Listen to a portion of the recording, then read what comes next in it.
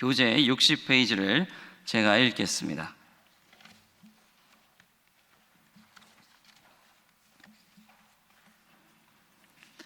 호세아는 에브라임의 드러난 죄악에 대해 말하면서 권력층에 대한 고발을 이어가고 있습니다.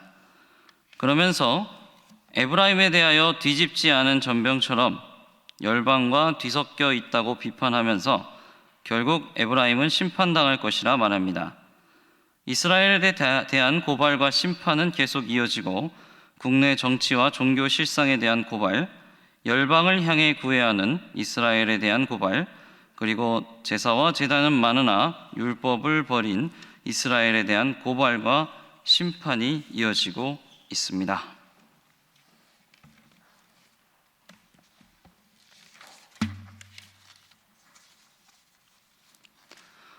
오늘 본문의 말씀은 북왕국 이스라엘 상황과 그에 대한 하나님의 심판 말씀을 다루고 있습니다. 하나님께서는 북왕국 이스라엘을 치료하려고 하지만 그들의 죄악 때문에 이스라엘을 심판하실 수밖에 없습니다. 그 상황이 7장과 8장을 통해서 자세히 드러나고 있습니다. 오늘 우리는 본문의 말씀을 살펴보면서 우리에게 주시는 하나님의 말씀이 무엇인지 생각해보고 함께 기도하고자 합니다. 첫 번째 기도 제목은 하나님을 우리의 주인으로 모시게 하소서. 하나님을 우리의 주인으로 모시게 하소서입니다. 오늘 본문의 말씀은 하나님을 떠난 북왕국 이스라엘의 모습이 얼마나 처참한지 보여주고 있습니다. 먼저 7장 3절에서 7절은 불안한 국내의 사정을 설명합니다. 하나님이 없는 이스라엘 왕국은 정통성이 없습니다. 북이스라엘이 어쩌다 생겼습니까? 하나님께서 선지자 아이야를 통해 남왕국 유다에서 갈라져 따로 나라를 세우라고 하셨기 때문에 북이스라엘 왕국이 생겼습니다. 애초에 하나님의 말씀 때문에 생긴 나라지요. 그렇다면 북이스라엘은 하나님 말씀을 따라서 하나님을 주인으로 모시고 나라를 꾸려가야 했습니다. 하지만 여러분이 아시다시피 이스라엘은 초대왕인 여로보암 때부터 철저히 하나님을 버립니다. 게다가 정치적인 목적 때문에 하나님께서 예배하라고 지정해 놓은 예루살렘 성전을 버리고 자기네들끼리 마음대로 성소를 세우고 거기서 백성들을 예배하게 합니다. 게다가 제사장도 율법을 따라서 레위인을 임명을 해야 되는데 자기 마음대로 일반인을 임명합니다. 더욱 최악인 것은 하나님께서 우상을 만들어 숭배하지 말라고 하셨는데 자기네들이 세운 성소에 금송아지 우상을 만들어 그것을 하나님이라 여기며 숭배하게 합니다. 이 모습을 비판한 것이 우리가 읽은 본문 중 호세아 8장 4절에서 6절입니다. 왕의 주도로 만든 금송아지 우상이 참신이 아니므로 산산조각이 날 것이다. 이렇게 말하고 있는 것입니다. 하나님 말씀에 의해 세워진 북왕국 이스라엘은 시작부터 하나님을 떠나 오늘에까지 이르고 말았습니다. 그렇다면 하나님을 의지하지 않는 북이스라엘 왕국의 모습은 어떠합니까? 끝없는 쿠데타입니다. 자고 일어났더니 정권이 바뀌어 있습니다. 반역을 꾀하는 무리들이 겉으로는 왕을 잘 섬기는 것 같지만 그들은 몰래 쿠데타를 준비하고 있습니다. 왕은 그것도 모른 채 반란을 모의하는 자들과 함께 악수하고 교제합니다. 그러다 갑자기 반란이 일어나고 왕은 암살당하죠. 이것이 하나님을 떠난 이스라엘의 모습입니다. 힘 있는 자들이 권력을 탐하고 그로 인해 계속 권력 투쟁과 반란, 쿠데타가 끊이지 않는 모습, 이것이 하나님을 떠난 이스라엘의 비참한 국내 사정입니다. 호세아 선지자가 활동하던 당시 25년 동안 임금이 5번 바뀌어서 6명이나 임금 노릇을 했고 그 중에 4명은 암살을 당했다고 성경은 말해주죠. 이런 상황에서 백성들의 삶은 어떠했겠습니까? 매우 비참하고 고통스러웠을 것입니다. 하나님을 떠난 이스라엘 백성의 모습은 오늘 국가 공동체를 이루며 살아가고 있는 우리에게도 교훈을 줍니다. 하나님을 떠난 공동체의 모습이 어떠합니까? 힘 있는 자들이 힘없는 사람들을 괴롭히는 지옥 같은 세상이 펼쳐집니다. 하나님이 율법을 주신 이유는 하나님 사랑과 이웃 사랑을 실천하라고 주신 것이다. 이렇게 예수님께서 말씀하셨습니다. 하지만 하나님 말씀을 따라 하나님과 이웃을 사랑하지 않는다면 어떻게 될까요? 생지옥이 펼쳐집니다. 서로 사랑하지 않을 때 남는 것은 힘뿐입니다. 힘으로 사람들을 굴복시키려고 하죠. 힘 있는 사람들이 힘 없는 사람들을 괴롭히고 힘 있는 사람들은 더 힘 있는 사람에게 굴복하고 또 힘없던 사람이 힘이 다시 생기면 힘 있는 사람을 굴복시키기 위해 싸움과 분쟁이 일어나고 이런 끝없는 다툼과 분쟁 속에 질서는 무너지고 공동체는 파괴됩니다. 공동체 구성원 스스로가 공동체를 파괴하고 있는 셈입니다. 우리 그리스도인들은 우리나라의 최후의 양심이요 최후의 보루입니다. 하나님 없는 세상에서 우리 그리스도인들만이 주님의 뜻을 따라 이웃사랑을 실천합니다.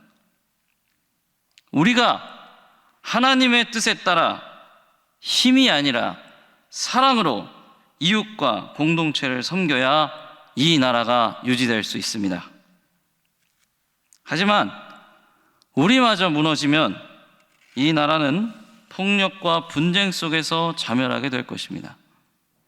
존귀하신 여러분, 여러분은 이 나라와 민족을 살리시기 위해 하나님께 부름받았습니다.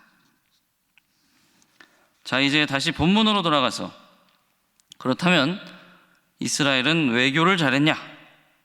당연히 아닙니다. 호세아 7장 8절에서 12절은 변덕스러운 외교 정책의 실패로 인해 국력이 약해진 이스라엘을 보여줍니다. 8절에 보면 이스라엘 나라는 여러 민족 가운데 혼합되죠. 이 말은 전쟁으로 원래 이스라엘 백성들이 사는 지역이 점령이 돼가지고 다른 민족이랑 섞이게 됐다는 얘기입니다. 그래서 한마디로 국토가 상실된 것을 말하죠. 또한 이스라엘 나라의 상황은 뒤집지 않은 전병입니다. 빵을 굽는 밑부분은 새카맣게 타들어가는데 윗부분은 멀쩡해 보입니다. 겉으로는 멀쩡해 보이지만 허약해질 대로 허약해진 이스라엘의 국력을 말해주고 있습니다. 그나마 남은 힘도 외교 정책의 실패로 더 약해졌어요. 8장 8절에서 10절을 보면 힘 있는 국가들에게 도움을 요청하기 위해 조공을 하도 많이 해가지고 힘이 빠진 이스라엘의 상황을 보여줍니다. 어리석은 비둘기 같은 이스라엘은 애굽을 의지했다가 아수르를 의지했다가 계속 강대국 사이에서 줄타기를 하다가 제대로 도움을 받지도 못하고 하나님이 쳐놓으신 그물에 걸리게 됩니다. 북이스라엘 왕국은 강대국 뒤에 계신 하나님을 알아보지 못했습니다. 온 세상을 주관하시는 하나님을 보지 못하고 눈앞에 보이는 강대국에게 자신의 운명을 맡기다가 결국 망하게 될 것입니다. 사랑하는 여러분, 오늘 말씀을 보며 우리 민족이 나아가야 할 방향이 무엇입니까? 우리 민족이 살 길이 무엇입니까? 힘 있는 강대국만 의지할 것이 아닙니다. 미국에 붙었다, 중국에 붙었다 이렇게 할 것이 아니라 성경 말씀대로라면 강대국이 아니라 하나님을 의지해야 합니다. 우리 민족이 살 길, 우리 나라가 살 길은 오직 온 세상을 주관하시는 하나님께 있습니다. 그 하나님을 참되신 주인으로 모셔야 우리 민족이 살 길이 있습니다. 우리는 늘 강대국 사이에서 늘 시달리던 우리나라를 하나님께서 불쌍히 여겨주셔서 한강의 기적을 일으키시고 민주화를 이루시어 자유롭고 평등한 나라를 만들어 주셨다고 고백하지 않습니까? 참 귀한 고백입니다. 이 고백 따라 우리나라와 민족이 살 길은 오직 하나님께 있음을 믿고 굳게 하나님을 의지해야 하겠습니다. 그리하여 우리의 두 번째 기도 제목은 하나님을 성심으로 찾게 하소서로 이어집니다. 하나님을 성심으로 찾게 하소서.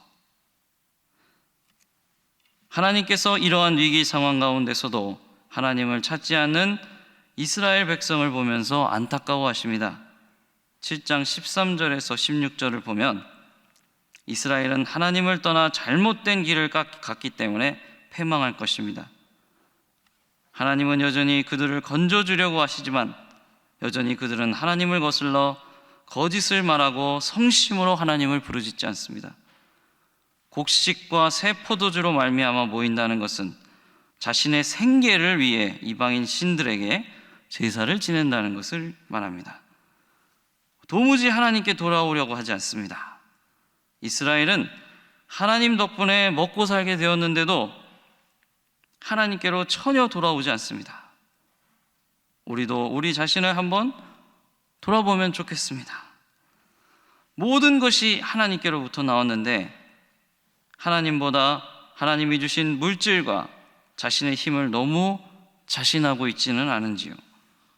그리하여 하나님보다는 나에게 물질을 가져다 줄 다른 우상, 나의 능력을 강화시켜 줄 그 무언가에 정신이 팔려 하나님 찾기를 잊어버리고 있지는 않은지요. 우리가 모든 것을 주신 하나님을 성심으로 찾지 않는다면 우리는 오히려 모든 것을 잃어버리고 말 것입니다. 나아가 우리가 속한 공동체도 힘을 잃어버리게 될 것입니다. 교회도 마찬가지입니다.